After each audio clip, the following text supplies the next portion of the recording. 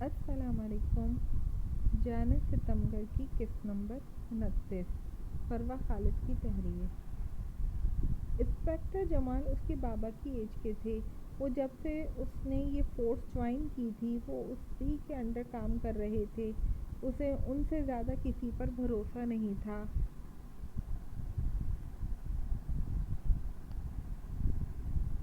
وہ ابھی انہیں مزید کچھ بتانے ہی لگی تھی جب اس کا موبائل بج اٹھا تھا۔ آئی جی صاحب کا نمبر دیکھ اس کا ماتھا ٹھنکا۔ ایس پی ہیبا، آج شام 5 بجے میٹنگ ہے، ایک بہت امپورٹنٹ کیس کے حوالے سے بات کرنی ہے۔ آئی جی صاحب اسے آرڈر دیتے فون رکھ چکے تھے، جبکہ ہیبا موبائل اسکرین کو گھور کر رہ گئی تھی۔ بھلا آج ہی یہ نیا کیس آنا تھا؟ ہیبا دانت پیستے موبائل سامنے پڑے ٹیبل پر پٹک گئی۔ میم، میرے لیے اب کیا حکم ہے؟ انسپکٹر جمال اس کا خراب ہوتا موڈ دیکھ سمجھ چکے تھے۔ اب جائیں، آج ہم نہیں جا پائیں گے وہاں۔ ہیبا نے بے دلی سے انہیں کہتے سیٹ کی پشت پر ٹیک لگائی تھی۔ آنکھیں مونتے وہ رات کو بیتے لمحوں کے بارے میں سوچنے لگی تھی۔ پہلے اس کا لیٹر آنا، پھر اچانک یوں غائب ہو جانا۔ اس پر لکھی ہینڈ رائٹنگ ہیبا لاکھوں میں بھی پہچان سکتی تھی، کیونکہ یہ ہینڈ رائٹنگ جس انسان کی تھی وہ اس کی سانسوں میں بستا تھا۔ وہ بھلا کیسے اسے بھول پاتی؟ ہیبا کتنے ہی لمحے اسی پوزیشن میں بیٹھی سوچتی رہی۔ وہ جب بھی آنکھیں بند کرتی، سیاہ نقاب سے جھانکتی دو آنکھیں اسے بے چین کر دیتی تھی۔ نہیں، میرا دل جو محسوس کر رہا ہے ایسا نہیں ہو سکتا۔ وہ بہت رحم دل، نرم جذبے رکھنے والا پیارا انسان تھا۔ وہ اتنا بے درد نہیں ہو سکتا۔ وہ تو چیونٹی کے بھی اپنے پیر کے نیچے آ جانے پہ کتنے لمحے افسوس میں گزار دیتا تھا۔ وہ بھلا انسانوں کا قاتل کیسے ہو سکتا ہے؟ نہیں، تم خونی درندے نہیں ہو سکتے، تم بلیک اسٹار نہیں ہو، نہیں، ایسا کبھی نہیں ہو سکتا۔ میں پاگل ہوں بھلا؟ ایسا کیوں سوچ بھی کیسے سکتی ہوں؟ ہیبا کا چہرہ زرد پڑ چکا تھا، آنکھوں سے آنسو جھلکنے کو تیار تھے۔ اس نے اپنے ہاتھوں میں واضح کپکپاہٹ محسوس کی تھی، لیکن اگر حقیقت میں ایسا ہوا تو؟ ہیبا کی آنکھوں سے کئی آنسو ٹوٹ کر چہرے پہ بکھر گئے تھے۔ میں کیا کروں؟ ہیبا ساکت و صامت سی بیٹھی تھی جب دروازے پہ ہوتی دستک نے اسے ہوش کی دنیا میں واپس کھینچا تھا۔ وہ آنسو صاف کرتی فوراً خود کو نارمل کرنے کی کوشش کرتے سیدھی ہوئی تھی۔ میم، یہ آپ کے لیے ہے۔ ہیبا کے اشارے پہ پولیس اہلکار ٹیبل پر وہ گفٹ پیک رکھتا واپس مڑ گیا تھا۔ ہیبا روئی روئی لال آنکھوں سے اس پیک کو دیکھتی اسے اپنی جانب کھینچ گئی۔ یہ کس نے بھیجا ہے؟ پورے گفٹ پیک کو الٹ پلٹ کر دیکھنے کے بعد بھی اسے کہیں کوئی نام لکھا ہوا نظر نہیں آیا۔ اس نے تجسس کے ہاتھوں مجبور جلدی سے اسے چاک کیا تھا، مگر آگے سے جو نکلا تھا اسے دیکھ ہیبا کی آنکھیں پھٹی کی پھٹی رہ گئیں۔ وہ کتنے ہی لمحے بدھ بنی اس لال عروسی دوپٹے کو گھورتی رہی تھی۔ 10 سال پہلے اس نے کسی سے اسی دوپٹے کی ضد کی تھی اور آج 10 سال بعد اس کی ضد پوری کر دی گئی تھی، مگر کس نے؟ اس سوال کا جواب جانتے ہوئے بھی وہ انجان بننے کی ناکام کوشش کر رہی تھی۔ ہیبا کے رہے سہے اوزان بھی خطا ہو چکے تھے۔ محروسہ نے دھڑک دھڑک کر بے قابو ہوتے دل کے ساتھ حمدان کے روم میں قدم رکھا تھا۔ وہ فرح کے ساتھ پہلے بھی ایک دو بار آ چکی تھی۔ حمدان کو وہاں نہ پا کر وہ جلدی سے ڈریسنگ روم کی جانب بڑھ گئی تھی، جہاں کپڑوں کی الماری کے پاس ہی پریسر لگائی گئی تھی۔ سامنے ٹیبل پر رکھے اس کے یونیفارم کو دیکھ محروسہ سکھ کا سانس لیتی۔ یونیفارم پریس کرنا شروع ہو چکی تھی۔ وہ بس جلدی جلدی یہ کام کر کے یہاں سے نکل جانا چاہتی تھی، جب اسی لمحے اسے واش روم کا دروازہ کھلنے کی آواز آئی۔ محروسہ نے گہری سانس ہوا میں خارج کرتے خود کو بامشکل نارمل رکھنا چاہا تھا۔ ایس پی حمدان صدیقی کا یہ روپ اس کے لیے سب سے زیادہ جان لیوا تھا۔ وہ اسی شخص کی ستم گیری برداشت کر سکتی تھی، مگر اس کے اس محبت بھرے انداز کی عادی نہیں کرنا چاہتی تھی وہ۔ اس کے کانوں میں حمدان کی لمحہ بہ لمحہ قریب آتے قدموں کی آواز گونجی تھی۔ اس کی سانسوں کی رفتار مزید بڑھی تھی۔ میرا یونیفارم پریس ہو گیا؟ حمدان نے دروازے میں رکتے نہایت ہی نرم لہجے میں سوال کیا تھا، جس کی وجہ سے کپڑے پریس کرتے محروسہ کے ہاتھ کپکپا اٹھے تھے۔ پریسر شرٹ پر پڑنے کے بجائے وہ اپنی انگلی پہ پھیر چکی تھی۔ مگر وہ دیوانی لڑکی ان بوجھل دھڑکنوں کے پیچھے اس جلن کو محسوس ہی نہیں کر پائی تھی۔ جی بس تھوڑی سی دیر ہے۔ محروسہ بہت مشکل سے یہ الفاظ ادا کر پائی تھی۔ اس نے پلٹ کر ہمدان کو نہیں دیکھا تھا۔ تمہاری ایجوکیشن کیا ہے اجالا؟ ہمدان دروازے میں جمع کھڑا اس سے مزید بات کرنے کا خواہش مند تھا۔ گریجویشن کیا ہے۔ ہیبا نے اپنے لہجے کو ہموار رکھا تھا۔ کہاں سے؟ ہمدان کی پرسرار نظریں اس کی پشت پہ گڑی تھیں۔ وہیں گاؤں میں پرائیویٹ کالج تھا، اسی کے تھرو۔ محروسہ کا لہجہ مضبوط تھا۔ جب اسی لمحے ہمدان کی نظر اس کے کندھے سے خون نیچے بہہ کر کمر پہ آتے خون پہ پڑی۔ تمہیں چوٹ لگی ہے؟ وہ اس کے ہاتھ سے اپنی شرٹ لیتا حیرت زدہ سا اس کا رخ اپنی جانب موڑ گیا تھا۔ نہیں تو، محروسہ نے بوکھلاہٹ میں انکار کیا تھا۔ تمہارا خون نکل رہا ہے۔ ہمدان نے اس کے کندھے پہ لپٹے دوپٹے کی جانب ہاتھ بڑھایا تھا۔ نہیں نہیں، وہ بس معمولی سا۔ محروسہ تو اس کے چہرے پہ پھیلتی فکر دیکھ کر ہی اپنا ہر درد بھول گئی تھی۔ معمولی سی چوٹ پہ اتنا خون نہیں نکلتا۔ اس کے پیچھے ہونے پر ہمدان اسے بازو سے تھام کر روکتے ہوئے بولا۔ یہ چوٹ بھی ایس پی ہمدان کو اس کے حوالے سے مشکوک کر گئی تھی، اس بات سے انجان کہ یہ ستم اسی کا ڈھایا ہوا تھا۔ اس سے پہلے کہ وہ اپنا شک دور کرنے کی کوشش کرتا، دروازے پہ ہوتی آہٹ پہ دونوں نے اسی جانب دیکھا تھا جہاں کھڑی مریم سامنے کا منظر دیکھ اندر سے جل بھن کر کوئلہ ہو چکی تھی۔ ہمدان محروسہ کے دونوں بازو تھامے فکر مند سا اس کے زخم کے بارے میں پوچھ رہا تھا، جب محروسہ اسے اپنا زخم دکھانے کے حق میں بالکل بھی نہیں تھی۔ لگتا ہے میں غلط وقت پہ آ گئی۔ مریم ہمدان کے سامنے مصنوعی مسکراہٹ ہونٹوں پہ سجائے بولی، جبکہ اسے واقعی غلط ٹائم پہ آتا دیکھ جہاں ہمدان نے ہونٹ بھینچے تھے وہیں محروسہ نے سکھ کا سانس لیا تھا۔ اگر یہ شخص مزید اسے فکر دکھاتا تو اس نے حیرت کے مارے اوپر پہنچ جانا تھا۔ تم یہاں کب آئیں؟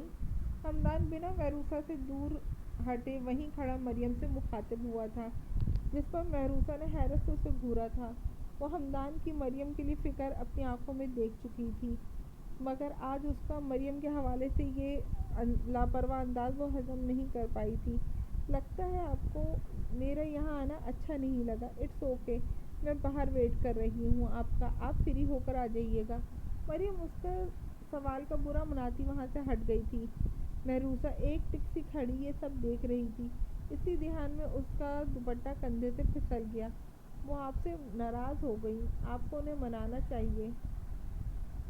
محروسہ نے اسے وہاں سے بھیجنا چاہا۔ تمہیں یہ چوٹ نیچے لگی ہے اور تم نے مجھے بتایا ہی نہیں؟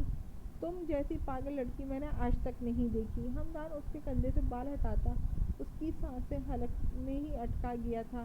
آپ یہ محروسہ نے بولنا چاہا تھا جب ہمدان اس پہ ایک سخت نگاہ ڈالتا وہاں سے نکل گیا تھا۔ اسے وہاں کھڑے چند سیکنڈ ہی گزرے تھے جب فرح پریشانی سے اس کے قریب آئی۔ کیا ہوا تمہیں؟ پھر چوٹ لگوا لی تم نے؟ یہ بھائی جب بھی آس پاس ہوتے ہیں تم خود کو زخمی ہی کرتی رہتی ہو۔ فرح نے فرسٹ ایڈ باکس نکال کر اس کے قریب آتے اس کا زخم دیکھ فکر مندی سے بولی تھی۔ میں بالکل ٹھیک ہوں یار، تمہیں کس نے بھیجا؟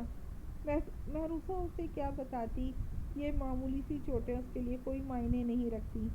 بھائی نے بھیجا ہے، بہت پریشان لگ رہے تھے وہ، اور ہونا بھی چاہیے۔ دیکھو نا کتنی چوٹ آئی ہے تمہیں، اپنا خیال کیوں نہیں رکھتی، لاپرواہ لڑکی۔ یا تم یہ چاہتی ہو کہ بھائی تمہارا خیال رکھے؟ فرح اسے ڈانٹنے کے ساتھ ساتھ آخر میں معنی خیزی سے چھیڑتے ہوئے بولی، ایسا کچھ نہیں ہے۔ محروسہ ہمدان کے جانے کے بعد اب نارمل ہو چکی تھی اور اس کا دماغ بھی کچھ سوچنے کے قابل ہوا تھا۔ اسے ہمدان صدیقی کا یہ رویہ بالکل سمجھ نہیں آ رہا تھا۔ فرح کے جاتے ہی وہ بھی ہمدان کے روم سے نکلی تھی جب اس کا موبائل بج اٹھا۔ ایس پی ہمدان کے آدمی اجالے کے گاؤں پہنچ کر اس کے حوالے سے ساری معلومات اکٹھی کر رہے ہیں۔ ایس پی صاحب کھیل کھیل رہے ہیں تمہارے ساتھ، اس سے تمہاری جان کو خطرہ ہے، بی کیئرفل۔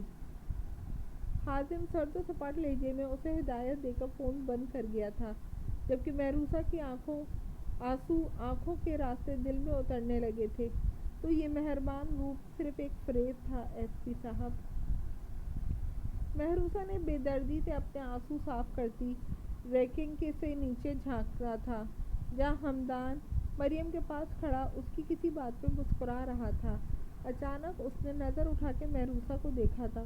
دونوں کی نگاہیں ملی تھیں۔ اس سے پہلے کہ مہروسہ کی آنکھوں سے آنسوؤں کا سیلاب رواں ہوتا وہ وہاں سے ہٹ گئی تھی۔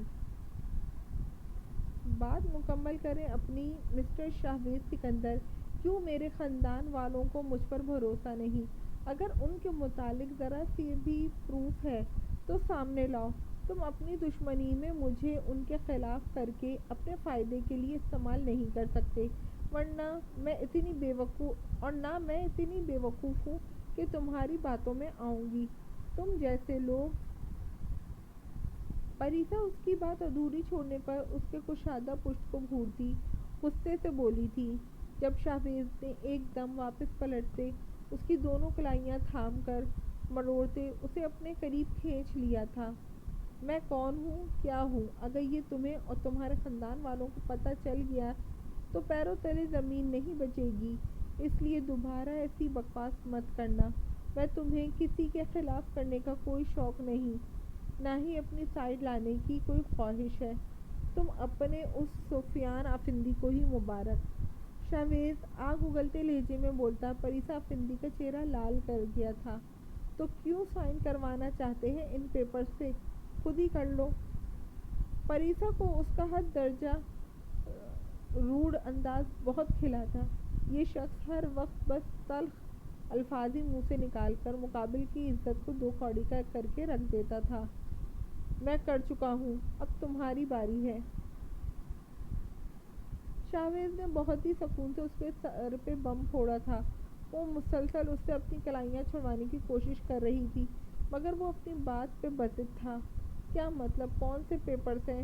ہم دونوں کے سائن؟ کہیں تم دھوکے سے مجھ سے نکاح؟ پریسا کے ہونٹوں سے ٹوٹے پھوٹے الفاظ نکلے تھے۔ What naan sense! میرا دماغ بالکل بھی خراب نہیں ہے جو تم جیسی لڑکی سے نکاح کروں۔ شاہویز اس کی کلائیاں آزاد کرتا اسے خود سے دور کر گیا جبکہ اس کی بات پہ پریسا کو بہت زیادہ انسلٹ فیل ہوئی تھی۔ کیا مطلب ہے تمہارا اس بات کا؟ مجھ جیسی لڑکی؟ کیسی لڑکی ہوں میں؟ پریسا احساس توہین سے لال پڑتے چہرے کے ساتھ اس کے سامنے آئی تھی۔ اسے اب شاہویز سکندر سے بالکل بھی ڈر نہیں لگتا تھا۔ جو یہ بات تو جان گئی تھی کہ وہ اسے نقصان نہیں پہنچائے گا۔ اس کے دل کے اندر کسی کونے میں یہ شخص کے لیے نرم گوشہ پیدا ہو چکا تھا جس سے وہ خود بھی انجان تھی۔ تمہیں میری یہ بات اتنی بری کیوں لگی ہے؟ شاہویز اس کی آنکھوں میں جگبگاتی نمی دیکھ ٹھٹکا تھا۔ مجھ جیسی لڑکی سے کیا مراد ہے تمہاری؟ کیسی لڑکی ہوں میں؟ پریسا کی سوئی ابھی بھی وہیں اٹکی تھی۔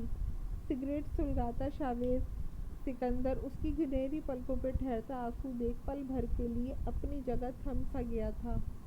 یہ لڑکی اس کی چھوٹی سی بات کو اتنا سیریس کیوں کر لے گئی تھی؟ میں بتانا ضروری نہیں سمجھتا، اپنے اس سفیان سے پوچھنا۔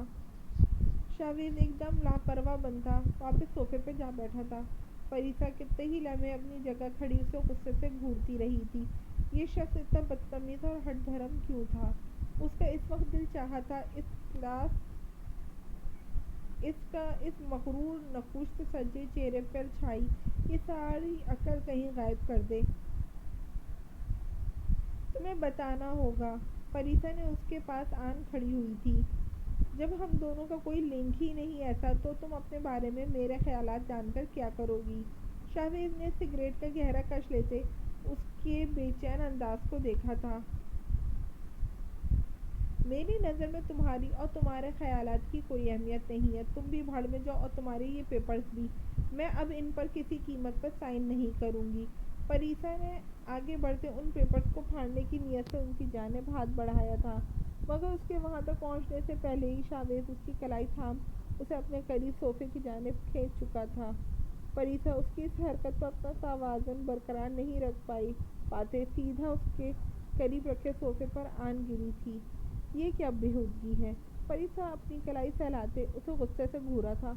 تم سائن کرو پھر بہت اچھے سے ایکسپلین کروں گا۔ شاہویز سکندر کی چمکتی آنکھیں بتا رہی تھیں کہ پریسا کو زج کر کے اسے کتنا مزہ آ رہا ہے۔ نہیں کروں گی سائن، فریسا اسے گھورتے صاف انکار کر گئی۔ میں یہ کام زبردستی بھی کروا سکتا ہوں، مگر میں چاہتا ہوں کہ تم اپنی مرضی سے سائن کرو۔ شاہزیب نے اس کی جانب گردن موڑی تھی، جو اس کے نہایت قریب بیٹھی لال چہرے کے ساتھ اپنی کلائی سہلا رہی تھی۔ جانب